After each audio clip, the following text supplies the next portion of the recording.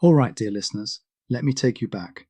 Picture a much younger, wildly optimistic Marco, determined to answer the age-old question, could I measure time with nothing but a skipping rope and a kitchen timer? Spoiler, no Nobel Prizes were awarded that day. But here's the thing that stuck with me. The very act of counting jumps, waiting for the beep, feeling every muscle tense with anticipation. It all felt like I was measuring something obvious. Time. We just assume it's this built-in dimension, as real as the rope slapping the floor. But what if that's a trick of perception?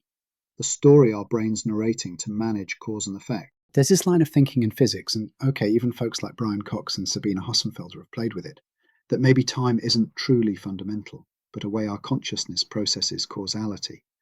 Just like how red is our interpretation of a specific wavelength, nobody's adding the sensation of redness to their physics equations, right? Maybe time is just how we make sense of change, not something the universe is actually bundling up and tossing around. Now, if this is true, a lot of our cosmic problems start looking suspicious. Why is 95% of the universe missing, hidden away as dark matter and dark energy? Why do the expansion rate, the so-called constants, shift when we look farther across space or back in time?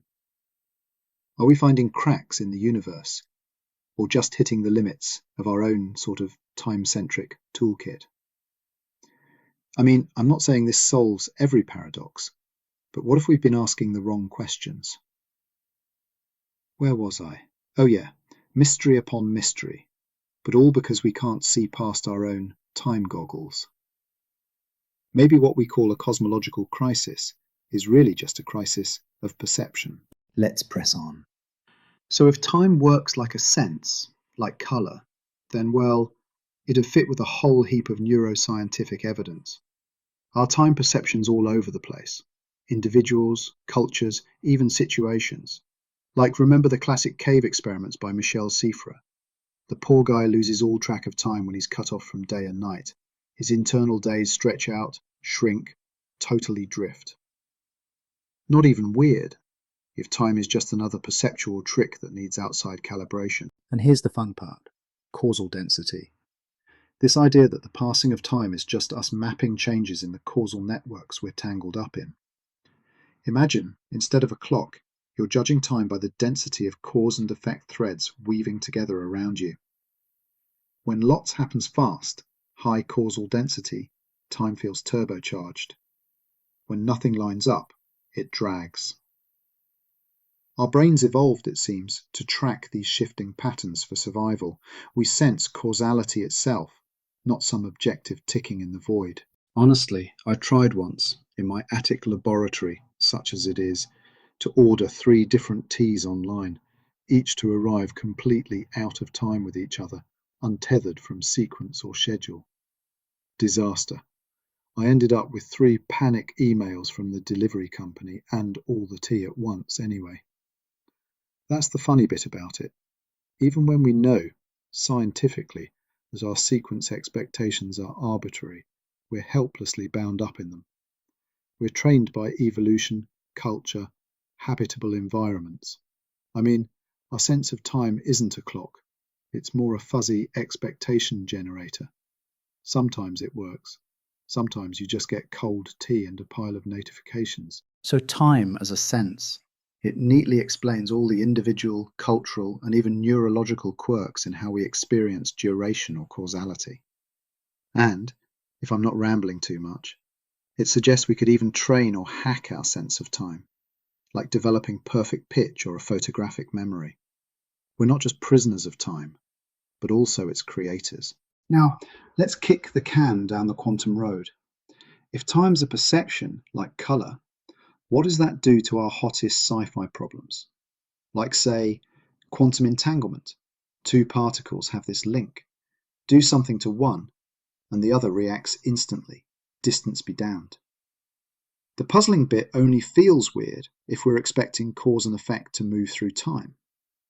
But what if the universe works through pure causal structure instead? Or take Wheeler's delayed choice.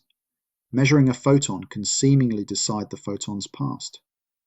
Retrocausality is wild, unless you admit that time's our sense of the causal network, not a railroad the photon has to ride. And then, Hubble tension, anyone?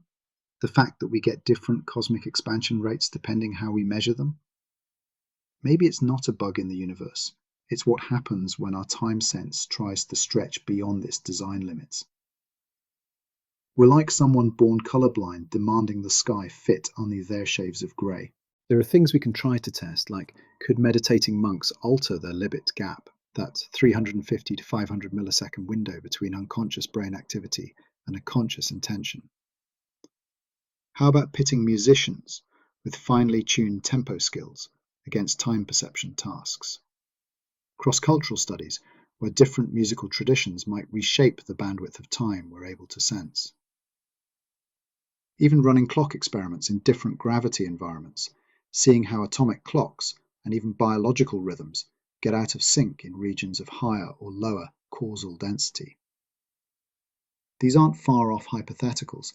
These are experiments people are beginning to poke at now. The weirdest twist, trust me, you have not lived until you've watched an AI confabulate with almost poetic confidence. Maybe what we call AI hallucinations is actually a side effect of a different temporal sense. Not a bug at all, but a new way of stitching cause and effect that doesn't map to the human experience. If you built an artificial consciousness with a different bandwidth for causal sensing, of course it'd give different answers. Sometimes, maybe, it's accessing alternate timeline threads our brains would never consider. Makes you wonder, who's the unreliable narrator now? Anyway, if we accept that time might be our sixth sense, gorgeous, powerful, but ultimately a filter, we might just be on the cusp of asking physics' next right question, not just inventing more invisible stuff to prop up failing models. Maybe modern anomalies aren't cosmic errors, but the footprints of our blind spots. And on that slightly unnerving note, I'll leave you to ponder. Until next time, keep sensing the unsensible.